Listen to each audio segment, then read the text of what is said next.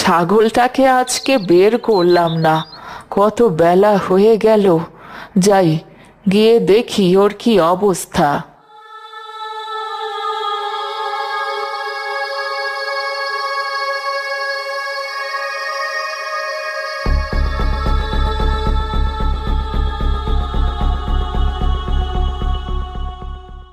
কি হয়েছে তোর? তুই এইভাবে ছটফট কেন করছিস? তোর অনেক খিদে পেয়েছে তাই এমন করছিস, তাই না? না না বুড়িমা, দেখো না, আমার পায়ের কাছে একটা সাপ এসেছে। অনেকক্ষণ ধরে এখানে দাঁড়িয়ে আছে। ওই সাপটিকে দেখে আমার অনেক ভয় লাগছে।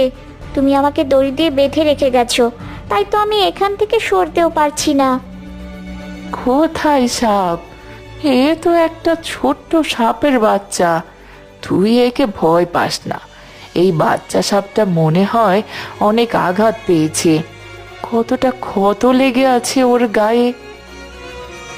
এ কথা বলে সাপটিকে বুড়ি নিজের কোলে তুলে নিল। কি করছো বুড়িমা? তুমি এই বাচ্চা সাপটিকে কোলে কেন তুলে নিচ্ছ? তুমি কি পাগল হয়েছো? ওই সাপটি যদি তোমাকে কামড়ে দেয় তাহলে তো তুমি এখনই মারা যাবে। তাড়াতাড়ি ওকে কোল থেকে নামাও বুড়িমা। না রে, কিছুই হবে না। তুই ভয় পাস না, ও আমাদের কিছুই করবে না। কারণ ও জানে আমি ওর কোনো ক্ষতি করব না, বরং ওকে সাহায্য করব। কোথায় চললে বুড়িমা? অনেক বেলা হয়ে গেল, আমাকে খাবার দেবে না? এই সাপকে দেখে আমি তোর খাবারের কথা ভুলে গিয়েছি। সাপটার গায়ে যেভাবে ক্ষত লেগে আছে। আচ্ছা, আমি তোর গলা থেকে দড়িটা খুলে দিচ্ছি। তুই জঙ্গলে যেয়ে একটু ঘাস পাতা খেয়ে আয়। ফিরে আসলে আমি তোকে খাবার দেব। বুড়ি ছাগলের গলার দড়ি খুলে দিয়ে সাপটিকে নিয়ে সেখান থেকে চলে যায়। বুড়িমা আমাকে কত ভালোবাসতো, এখন এই সামান্য একটা বিষধর সাপকে পেয়ে আমাকে ভুলে গেল। আমাকে এখন নিজের খাবার নিজেকেই খুঁজে নিতে হবে। কি অবস্থাটা নাই হয়েছে সাপটির! আমি ওর গায়ে একটু হলুদ গুঁড়া লাগিয়ে দিই, তাহলে ওর ব্যথাটা অনেকটাই কমে যাবে। তারপর বুড়ি সাপটির অনেক যত্ন করতে লাগলো। ছাগল সারাদিন এদিক ওদিক ঘাস খেয়ে বিকেলে বাড়িতে ফিরে এলো।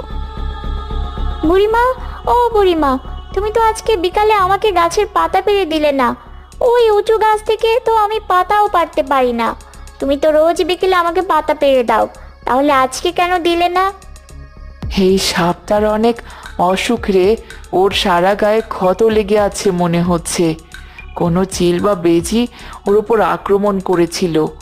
ওকে একটু সুস্থ করেই আমি তোকে খেতে দিচ্ছি। বুড়ির কথা শুনে ছাগলটি মন খারাপ করে গোয়াল ঘরে চলে গেল। এদিকে বুড়ি সাপটিকে নিয়ে এতই ব্যস্ত হয়ে পড়েছিল যে ছাগলকে খেতে দেওয়ার কথাও ভুলে গিয়েছিল। কি রে, তোর এখন কেমন লাগছে?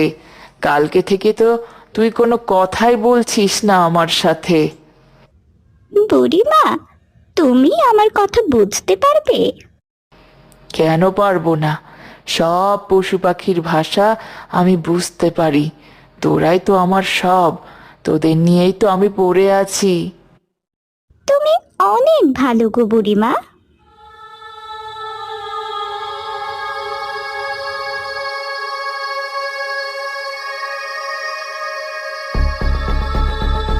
বুড়িমা এখন ওই সাপটিকে নিয়েই পড়ে আছে। সাপটিকে তো দেখছি বুড়িমা নিজের কোলের উপর নিয়ে বসে আছে। তুই নিজে নিজেই চলে এসেছিস?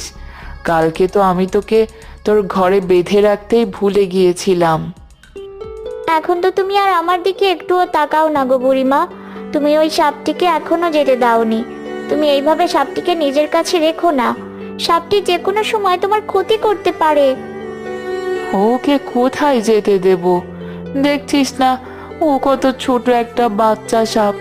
তুই নিজের কথা ভুলে গেলি? তোকেও তো আমি এত ছোটতেই নিয়ে এসেছিলাম জঙ্গল থেকে।